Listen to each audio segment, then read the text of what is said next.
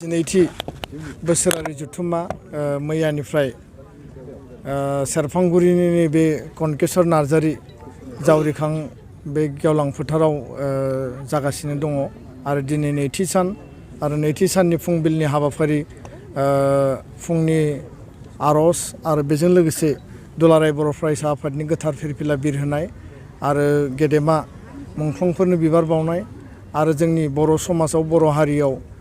हारि जौगानायनि थाखाय बर' राव थुनलाइनि थाखाय बायदिसिना बिथिङाव बिहोमा होलांनाय गेदेमा सुबुंफोरनो बिबार बावनाय बे हाबाफारिया जानानै थांबाय। दसे समनि उनाव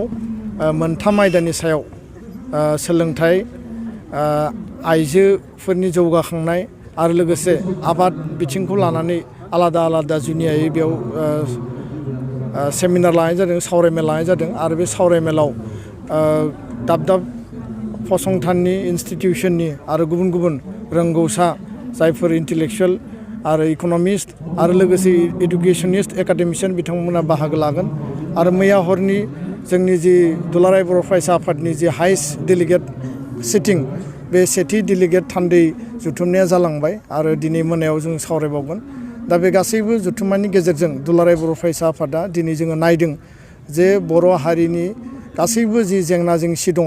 बर' हारिया गेरेमसा माहारि जानांगौ, बर' हारिखौ जोङो बिश्व दरबाराव प्रतिष्ठा खालामनो थाखाय जोंनि हारिनि सिनायथि, जोंनि अस्तित्व, जोंनि थामोन्था, जोंनि हा हुनि रैखाथि, हारिनि जिफोर जोंनि जेंना जेंसि दङ बे गासैबो जेंना जेंसिखौ सर्ट आउट खालामनानै फैबाय थानाय समाव दुलाराय बर' फरायसा आफादा मोनफ्रोमबो जेंनाखौ नायबिजिरनानै जों बोरैहाय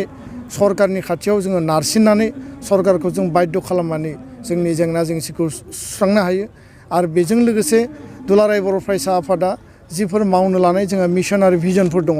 जोङो गुन गोनां सोलोंथाइनि मावथांखि, बड'फा मिशन फर सास्टेनेबल चेन्ज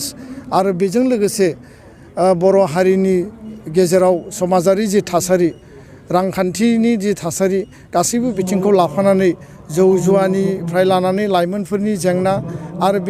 बेजों लोगोसे बर' हारिनि आबुं जौगानायनि थाखाय बर' हारिया जे उदां हारि बे जौगाखांनायनि थाखाय बर' हारिखौ सोद्रोम खालामनो थाखाय जों माब्रैहाय मा राहा लामा लानानै मा हाबाफारि रनसायनानै जों खामानि मावनो हायो, रायजो राजानिसिम जों मेसेजखौ बोरै लांनो हायो, बिनि थाखाय जोङो हाबाफारि लागोन आरो सावरायगोन। फैबाय थानाय समाव जोंनि जि डेलिगेट हाउस बे हाउसनि गेजेरजों जों माखासे थांखि जोङो रनसायगोन आरो बिनि गेजेराव गुबै जि थांखि बे जाबाय गोख्रैनो आलादा रायजो बड'लेण्ड जेंना, बर'फोरनि जि गोलाव समनि सोमावसारनायनि जेंना, बे जेंनाखौ बा बे दाबिखौ भारत सरकारा जाहाथे गोख्रैनो सुस्रांनानै होयो, बिनि थाखाय सोमावसारनाय आरो सावरायनाय बे मोननै लामाजों भारत सरकारजों जोङो सावरायगोन आरो भारत सरकारनिसिम जेलासिम जोंनि जेंनाया सुस्रांजाया जोङो सोमावसारनायखौ कन्टिनिउआस लांगोन आरो बे थांखिखौ जोङो लादों आरो बेजों लोगोसे फैबाय थानाय समाव दुलाराय बर' फरायसा आफादा सोलोंथाइखौ लानानै जोंनो जे आलादा बिथोनगिरि नांगौ, नेशनेल इडुकेसन पलिसि जि गोदान सोलोंथाइ जि भारताव लागु जानो नागिरदों, बिनि गेजेरजों बर' बिजोंनि सोलोंथाइया आथिखालाव थाखो 10 क्लास 10सिम मिडियाम हिसाबै सोलिनानै दङ। हायार सेकेन्डारि डिग्री आरो इउनिभार्सिटि लेभेलाव MIL मेजर इलेक्टिभ हिसाबै सोलिनानै दङ। क्लास 12सिम बर' मिडियामखौ बाहायनायजों लोगोसे इउनिभार्सिटि लेभेलसिम बर' बिजोंजों जोङो बोरैहाय गोग्गो सोलोंथाइ लानो हायो, बिनि थाखायबो जों थांखि लादों। जोंनि फरायसालिफ्राव फोरोंगिरि गैया, थोजासे लेखा गैया। दिनै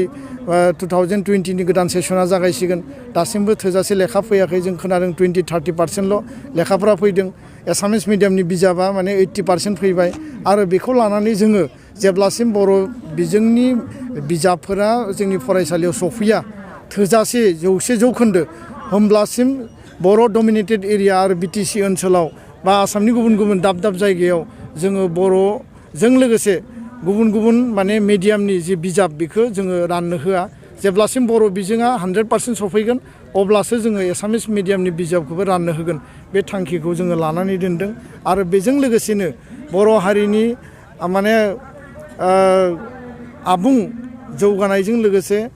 बर' हारियाव जे हाथियार लानानै सोमावसारनाय दिनै सिजफायाराव दङ।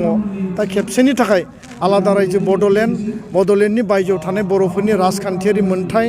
आबुं अट'नमि आरो बेजों लोगोसे कार्बि आंलं आरो डिमा हासाराव थानाय बर'फोरनि एसटि हिलनि स्टेटास बे गासैबो बाथ्राखौ लानानै बर'फोरा बुहुमाव उदाङै जोङो गोग्गोमै थांना थानो हायो बिनि थाखाय खेबसेयैनो वान्स फर अल जोंनो मोनसे पार्मानेन्ट सलुसन नांगौ आरो बे सलुसनानो बर'फोरनि थाखाय मोनसे आबुं समाधान जाथों आरो बियो बयनिबो थाखाय जाथों रावबो जाहाथे बे समाधाननिफ्राय बे मोनथायनिफ्राय बे अधिकारनिफ्राय बन्सित जानाङा बे थांखिखौनो लानानै जोङो फैबाय थानाय समाव डेलिगेट सिटिंनि गेजेरजों जों रिजलिउसन एडप्ट खालामगोन आरो उननि समाव मिडियानि गेजेरजों बा रिजलिउसननि गेजेरजों रायजो राजानो बेखौ मिथिहोनाय जागोन।